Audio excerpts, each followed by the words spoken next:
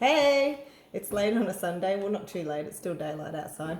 But this is the second video I've done with the pizza base. So the first one I had a bit of a issue. You couldn't see this area, so no one could see what I was doing with the pizza base. So I actually gave that one away to a friend. So Mark, if you're listening, that's why you got a pizza base.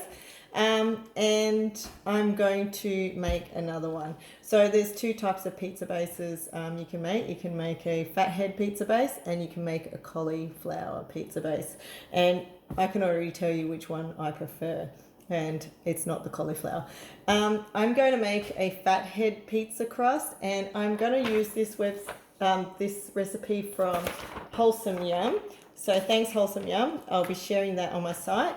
And I'm just going to do it really quickly. So first of all, I've got 1.5 cups of mozzarella, and I've got 3/4 of a cup of almond meal. I just use it already ground up from the shop. I've got 1 egg that I've beaten in that little ramekin, and I've got 2 tablespoons of cream cheese that I've just chopped up like that. So first of all, I've just got a mixing bowl that's suitable for the microwave. I'm just going to put my mozzarella there in the mixing bowl, and I will just add the cream cheese into that as well. So what I do then is I put that in the microwave, and you put it in for 90 seconds, and they say stop and stir it at 45 seconds. So it wants to be fully melted. So you just stir it at 45 seconds, put it in again, see how it's going. Depending on how strong your microwave is, just keep an eye on it. But I'm going to pause it so we don't have a really long video. So I'll come back in a minute. Okay, I'm back. So I just put that in for 90 seconds and I stirred it halfway. And as you can see, it's really gooey melted cheese. If any time that it actually goes a bit hard, just chuck it back in the microwave. Okay, so I'm just going to put that bowl there. And from there, I'll add my 3/4 of a cup of almond meal into that mixing bowl. And my 1 egg. So I've got 1 beaten egg, so I'm just going to put that in there. And I'm just going to mix it really hard with the fork. Okay, so we just need to make it into a dough type ball with the fork. So if you do that really fast, so it doesn't cool down and it blends all in. And what you can do from there, you can see that it's sort of forming into a dough shape. And I'm just going to get some this tray, which I've got some baking paper on, and I'm just going to bring it out onto that tray. So last time when I filmed this, you couldn't actually see what I was doing, so I had to readjust it, and I don't have my daughter here to film me, and I'm really not enjoying this angle, but anyway, it's as good as it's going to be. So I've got this dough ball, and it's just a ball of almond meal and cheese. So I've cleaned my hands. If you didn't want it to be too sticky, you could put a bit of oil in your hands as well. But I'm just going to roll it up so it all blends in. And from there, you can just flatten it out with your fingertips like that, or you could just get another piece of baking paper and put it on top. My hands are a bit messy now. And just get a rolling pin. If you like things neat, you can do it this way. Usually I just do it with my hands. Okay, I'm just going to take it off that red tray so I can put the rolling pin into it.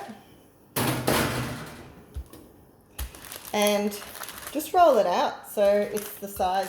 I mean, you can roll it a bit thicker if you prefer that for a pizza, or you could make it a bit thinner. And the good thing about this is when it cooks, you can just use it as a flatbread, so you don't have to make it as a pizza.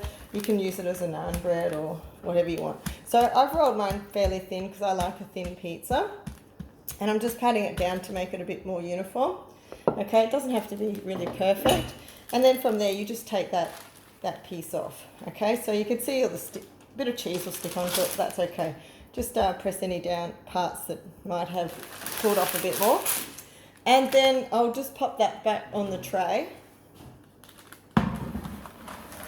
Okay, and from there, what we have to do now is cook that for about 10 minutes at about 180 degrees, depend on how hot your oven is. Mine's pretty hot, so I use about 180 degrees.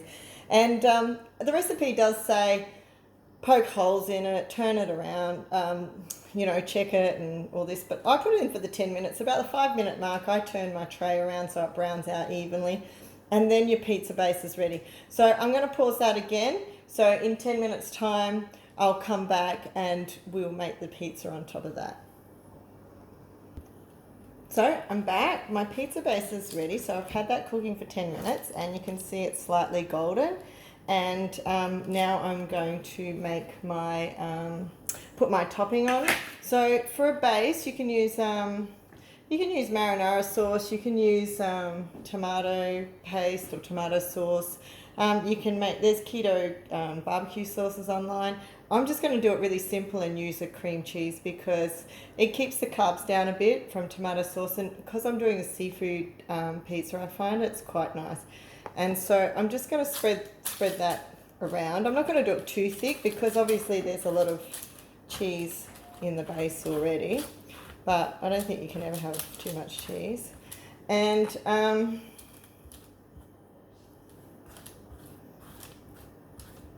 then I'm going to put my toppings on. So the toppings that I chose, I really love prawn pizzas, and I love prawns with chilies and basil, and I really love Queensland pineapple, so that's sort of one of my evil carbs. And but I just had these in the fridge already, so I had some salmon in the freezer, and I have these red onion pickles that my husband made. I got him to get me some capers, and I've had some basil in the garden, and I'm just going to sprinkle parmesan because there's a lot of mozzarella already in it. So I'm just going to make it a little bit lighter. So first of all, I'm just going to put the salmon. I mean, obviously everyone's got different tastes with pizza, so this is really versatile. You can just put whatever you want on it and see how it goes. So I've tried it with a cauliflower pizza, but you know, I get sick of cauliflower, and this fills you up. Like, you have one slice and you're really filled up, and I think it's because of the almond and the egg and the cheese. So you don't have to eat a lot to this would do you for a few meals, so if you're making it for one. So I've put my salmon on. I've put quite a bit because I actually defrosted 2 pieces, so you could put less. I'm going to just sprinkle my pickled red onions around. So that recipe for the pickled red onions is in that 4-ingredient keto book that I bought at Big W, and it's really simple. It's red onions with vinegar and peppercorns, and it's really nice, like in salads. So definitely worth making that and having it in the fridge and standby. I'll just put my capers on, sprinkle them through, and the fresh basil. I probably could have put that on after, but it doesn't matter. So I'm going to put that back in the oven. I'll probably just set it for 10 minutes, but it might not take that long. I'm just going to keep an eye on it, and depends on how hot your oven is. So, you know, once the salmon's cooked, I'll be taking that out. I'll just sprinkle a bit of parmesan on that. Okay, so it doesn't have to be a lot, just to your liking. And I'll pause it again, come back when that's cooked, and show you the pizza. Okay, we're back. So my pizza is ready and the salmon's cooked through. It took a little bit less than 10 minutes, but as I said, just keep an eye on your own oven. I'm just going to top mine with some avocado slices. Okay, so a few avocado slices on that for serving. And I'm going to drizzle it with some fresh lemon because I love lemon on seafood, anything seafood. And of course I'll just season it, fresh cracked pepper and some pink salt. Always use pink salt because this keeps your electrolytes up. So you should be putting it on all your food, even in your waters, because you've got to maintain your electrolytes when you're doing keto. So I'll be having this for dinner. I probably will only eat one slice because that's going to be really filling. I might just have a little bit of salad on the side or something, or not.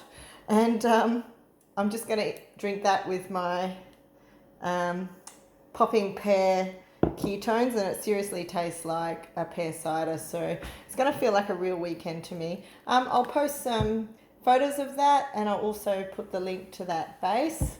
Yeah, but it'll be good to see if you make some and create some new ideas and share them in the group. Okay, good night.